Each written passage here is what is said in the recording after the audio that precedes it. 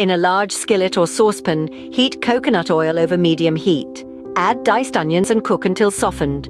Stir in red curry paste and cook for a minute until fragrant. Pour in coconut milk, chicken broth, and a bit of fish sauce. Bring to a simmer. Add peeled and deveined shrimp, along with diced bell peppers, bamboo shoots, and sliced carrots.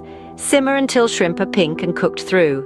Serve the curry over cooked jasmine rice, garnished with fresh cilantro and lime wedges. Melt butter in a large skillet over medium heat.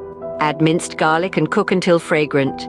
Season peeled and deveined shrimp with salt, pepper, and paprika. Add to the skillet and cook until pink and opaque. Remove shrimp from the skillet and set aside. In the same skillet, add cooked rice and toss to coat with the garlic butter. Stir in chopped parsley and a squeeze of lemon juice. Return shrimp to the skillet and toss to combine. Serve hot, garnished with lemon slices.